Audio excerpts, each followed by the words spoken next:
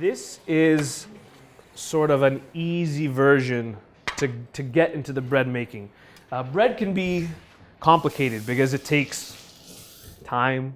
You need usually either yeast or some leavening. You need time to rise. You need air pockets. It's challenging. It's a lot of fun, absolutely, but it can be a little challenging. Cornbread is simple. It is extremely simple. It's one of my favorites. And again, it's a great way to put something together. You can add whatever you want in it, and you have a little bit of a side, bread instead of buying something from the store. So I think it's a good little introductory course into bread, or recipe rather, into bread. So what I have here is cornmeal, and this is cornmeal that's actually organic and grown in Schaumburg, Ontario. I don't know if anyone knows what Schaumburg is. I've made some friends in farming and agriculture over the years, and I try to keep them close. But if you can't find local grain, there is organic cornmeal as well that you can find. So you can use that or just regular cornmeal. So 1.5 cups of cornmeal and 1/2 cup of almond flour, which is just ground almond. So you can just grind them yourself. That is going to add a lot of moisture to it, a little bit of fat, and it's going to taste really, really good. So dry ingredients. For our leavening, we have 1/2 teaspoon of baking powder, 1/2 teaspoon of baking soda, so sort of your traditional in there, and just a pinch of salt. Not a lot, but it does help to activate everything. So we're going to stir that through just until it's combined. And if you're making the savory, add like spices, herbs, smoked paprika, whatever you want. I'm doing a little bit of a sweeter version, but same rule. Like, I mean, if you want to add cinnamon, nutmeg, customize it. So 4 ingredients, pretty simple. Now for our wet ingredients, we're using a cup of, and you can use whatever sort of dairy or dairy alternative, any liquid here. We're using buttermilk. Buttermilk and cornbread is just natural, I find. So, and buttermilk is, you can find different versions. It's usually in the 1% fat range, but you can find higher fats. And if you're looking to actually increase more calories, you want to put more calories into there, look for even like a homo milk or even a little bit of cream and milk to just add some more of those calories. But otherwise, the buttermilk on its own, 1 cup, 1 egg, and my favorite, maple syrup, just a little bit to make things all nice and make everybody happy. I'm not eating all this maple syrup. This is for everybody. You wouldn't have to beat the egg I'm before you put it in? That would make it easier.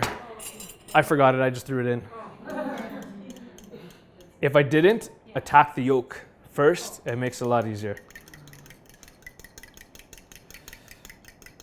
All right, combined. That goes into the flour.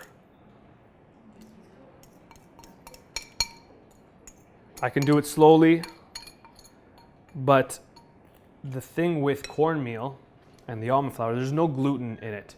So if you heard before with baking, if you're making cakes and you have flours with gluten, don't overwork it because it overactivates the gluten and you get like a gummy consistency. Because there's no gluten here, I don't even care. I'm throwing it in.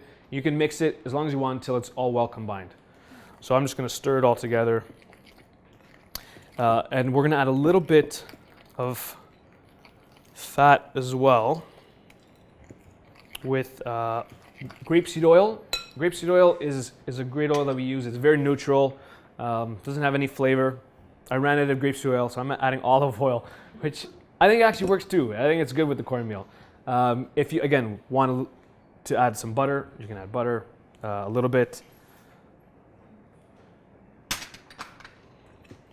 And we're going to mix that through until well combined. And then that's going to go into, you can either an oven-proof pan You can use like a cast iron pan, or they have these like spring mold pans. These are great too. Just grease up the sides. I put a little parchment paper on the bottom too, but just to make sure it doesn't stick. And that goes in. So that's pretty straightforward. I mean, you're making your own cornbread. Really easy. I don't need to let this sit to rise for 75 hours and make sure the yeast is quiet and no noise in the house. None of that nonsense. I don't even know if that, like, I remember growing up, my mom's like, do not make noise. The cake is gonna fall. I think that was a boy. It probably was. No, it wasn't. I was making, I know. So, batter goes in, and that goes into the oven, 450 degrees. So it's screaming hot for about 18 minutes. Does not take long at all. Like I said, very straightforward.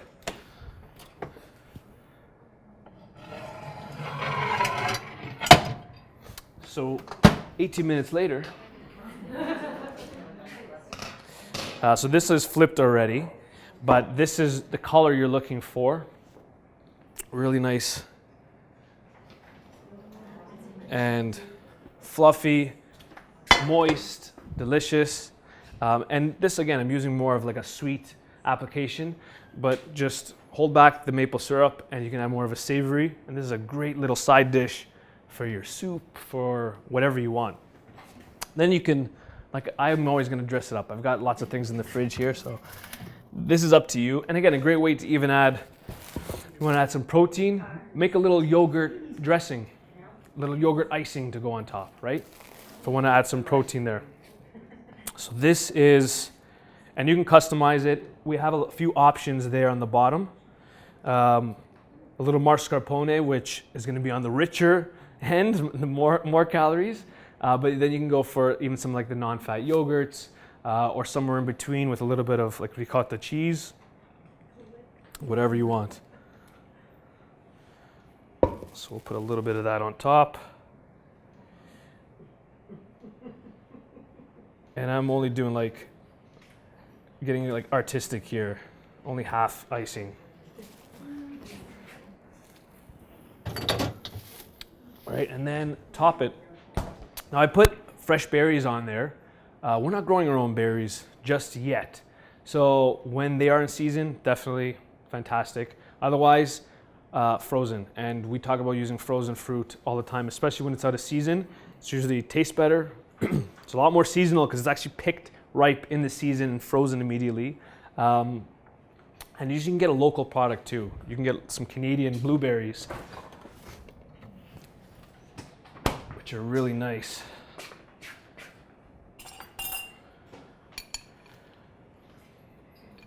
So just throw a few blueberries on top. Hopefully it sticks. There we go. I've got some candied orange.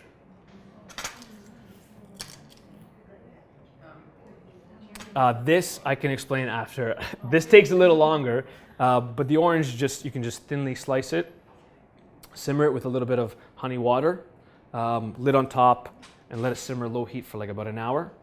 And then take it out, parchment paper, and into the oven, 200 degrees, like low heat, for about 30 minutes, 40 minutes. And then you get these like little orange pieces, which are cool. But you can make it as simple as you want, just the bread on its own, or you can make it fancy.